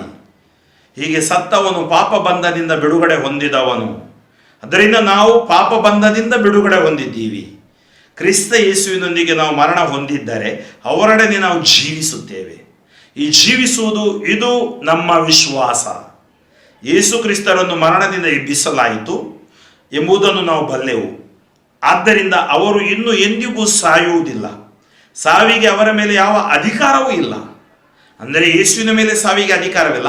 ಯೇಸುವನ್ನು ನಂಬುವ ನಮಗೂ ನಮ್ಮ ಮೇಲೂ ಸಾವಿಗೆ ಅಧಿಕಾರವಿಲ್ಲ. ಸಾವಿಗೆ ಅವರ ಮೇಲೆ ಯಾವ ಅಧಿಕಾರವಿಲ್ಲ. ಏಕೆಂದರೆ ಅವರು ಪಾಪದ ಪಾಲಿಗೆ ಒಂದೇ ಸಾರಿಗೆ ಮಾತ್ರವಲ್ಲ, ಎಂದೆಂದಿಗೂ ಸತ್ತವರು. ಅವರು ಈಗ ಜೀವಿಸುವುದು ದೇವರಿಗಾಗಿಯೇ. ನಾವು ಯೇಸುವಿನಲ್ಲಿ ಜೀವಿಸುವುದು ಯೇಸುವಿಗಾಗಿ, ದೇವರಿಗಾಗಿಯೇ. ಅಂದರೆ ನೀವು ಸಹ ಪಾಪದ ಪಾಲಿಗೆ ಸತ್ತವರೆಂದು ದೇವರಿಗಾಗಿ ಮಾತ್ರ ಯೇಸು ಕ್ರಿಸ್ತರಲ್ಲಿ ಜೀವಿಸುವರೆಂದು ಪರಿಗಣಿಸಿರಿ. ಆತ್ಮೀಯ ಸಹೋದರ ಸಹೋದರಿಯರೇ, ನಾವು ಯೇಸುವಿಗಾಗಿ ಜೀವಿಸ್ತಾ ಇದ್ದೀವಿ. ಈ ಸುಮಾರು ಹಳೆ ಒಡಂಬಡಿಕೆ 7 ವಾಚನಗಳು ಮತ್ತು ಹೊಸ ಒಡಂಬಡಿಕೆ 2 ವಾಚನಗಳು ನಮಗೆ ನೀಡುವ ಭರವಸೆ, ಯೇಸು ಪುನರುತ್ಥಾನಿ ನಮ್ಮ ಮಧ್ಯೆ ಇದ್ದಾರೆ. ಇವತ್ತು ನಮಗಾಗಿ ಅವರು ಜೀವಿಸ್ತಾ ಇದ್ದಾರೆ, ಪಿತನ ಬಲಗಡೆಯಲ್ಲಿ ಇದ್ದಾರೆ, ಆತ ನಮ್ಮನ್ನು ಮುನ್ನಡೆಸುತ್ತಾರೆ. ಆದ್ದರಿಂದ ಭಯಪಡಬೇಡಿ, ನಜರೇತಿನ ಯೇಸು ಪುನರುತ್ಥಾನಗೊಂಡಿದ್ದಾರೆ. ಈ ಒಂದು ವಿಶ್ವಾಸದ ಸತ್ಯವನ್ನು ಇತರರಿಗೂ ತಿಳಿಸಿ, ಆ ವಿಶ್ವಾಸದ ಸತ್ಯದ ಮೂಲಕ 2021 ವರ್ಷಗಳಿಂದಲೂ ಈ ಪವಿತ್ರ ಧರ್ಮಸಭೆ ಕಥೋಲಿಕ ಸಭೆ ನಡೀತಾ ಇದೆ. ಅದೇ ಶಕ್ತಿ ಈ ರಾತ್ರಿ ವಿಶೇಷವಾಗಿ ಈ ವಾಚನಗಳನ್ನು ಧ್ಯಾನಿಸುವ ನಮ್ಮೆಲ್ಲರನ್ನು ದೇವರು ಕರುಣಿಸಲಿ. ಮಹಾಮಾರಿ ಕೊರೋನಾ ಸೋಂಕಿನಿಂದ ರಕ್ಷಿಸಲಿ. ಅಂಧಕಾರದಿಂದ ಬೆಳಕಿನೆಡೆಗೆ ನಮ್ಮನ್ನು ತರಲಿ. ಭ್ರಷ್ಟಾಚಾರದಿಂದ ನಮ್ಮನ್ನು ಆಶೀರ್ವಾದಕ್ಕೆ ಪರಿವರ್ತಿಸಲಿ. ನಮ್ಮ ರಾಜಕಾರಣಿಗಳು ಎಲ್ಲರೂ ವಿಶ್ವದಲ್ಲಿರುವ ಪ್ರಜಾಡಳಿತ ನಡೆಸುವ ಪ್ರತಿಯೊಬ್ಬರ ಮೇಲೆ ಕರುಣೆ ಇಳಿದು ಬರಲಿ. ಈ ವಾಚನಗಳ ಮೂಲಕ ಕುಟುಂಬದಲ್ಲಿ ಹಾಸಿಗೆಯಲ್ಲಿರುವವರು, ಅನಾರೋಗ್ಯದಲ್ಲಿರುವವರು, ಆಸ್ಪತ್ರೆಯಲ್ಲಿರುವ ಜೀವನ ಮಧ್ಯೆ ಹೋರಾಡುತ್ತಿರುವವರು, ಕ್ವಾರಂಟೈನ್ ಆಗಿರುವವರು, ಕೋವಿಡ್ ಪಾಸಿಟಿವ್ ಆಗಿರುವವರು, ವಿಶೇಷವಾಗಿ ಎಲ್ಲ ಜನರನ್ನು ಆಶೀರ್ವದಿಸು. ಆನಂದ, ಆರೋಗ್ಯ, ಆಯಸ್ಸು, ಅಭಿಷೇಕ, ಆದಾಯವನ್ನು ಕರುಣಿಸು. 38 ವರ್ಷ ಕುರಿ ಬಾಗಿನ ಬಳಿ ಮುಟ್ಟಿದ ಯೇಸುವೆ, ಸತ್ತಲಾಗಿ ಜೀವ ಕೊಟ್ಟ ಯೇಸುವೆ, ಕುರುಡ್ರಿಗೆ ಕಣ್ಣು ಕಿವಿ ಕೊಟ್ಟ ಅದೇ ನಿಮ್ಮ ಪ್ರಭೆ ಇವತ್ತು ಪುನರುತ್ಥಾನಿ ಪ್ರಭೆ ಮಕ್ಕಳಲ್ಲಿ ಹರಿಯಲಿ. Touch them Lord, anoint them Lord, heal them Lord. ಎಲ್ಲ ಕೇಡುಗಳಿಂದ ವಿಶ್ವವನ್ನು ಮತ್ತು ಈ ಜನರನ್ನು ಬಿಡಿಸಿರಿ, ಆಶೀರ್ವದಿಸಿರಿ. ಯೇಸು ನಾಮದಲ್ಲಿ, ಪುನರುತ್ಥಾನಿ ಯೇಸು ನಾಮದಲ್ಲಿ ನಿಮ್ಮನ್ನು ಆಶೀರ್ವದಿಸುತ್ತೇನೆ. ಸರ್ವಶಕ್ತ ದೇವರಾದ ಪಿತಾ ಮತ್ತು ಸುತ ಮತ್ತು ಪವಿತ್ರ ಆತ್ಮರು ನಿಮ್ಮನ್ನು ಆಶೀರ್ವದಿಸಲಿ. ಆಮೇನ್. ಫಾದರ್ ಫ್ರಾಂಕ್ಲಿನ್ ಡಿಸೋಜಾ, ಸ್ವರ್ಗ ಸ್ವೀಕೃತ ಮಾತೆಯ ದೇವಾಲಯ, ಹಿರಿಯೂರು, ಚಿತ್ರದುರ್ಗ ಜಿಲ್ಲೆ, ಶಿವಮೊಗ್ಗ ಧರ್ಮಕ್ಷೇತ್ರ. ನನಗಾಗಿಯೂ ನನ್ನ ಸ್ವಾರ್ಥ ಸೇವೆಗಾಗಿಯೂ ನನ್ನ ಯೇಸು ಸ್ಪರ್ಶ ತಂಡಕ್ಕಾಗಿಯೂ ಪ್ರಾರ್ಥಿಸಿರಿ. ದಿವ್ಯವಾಣಿ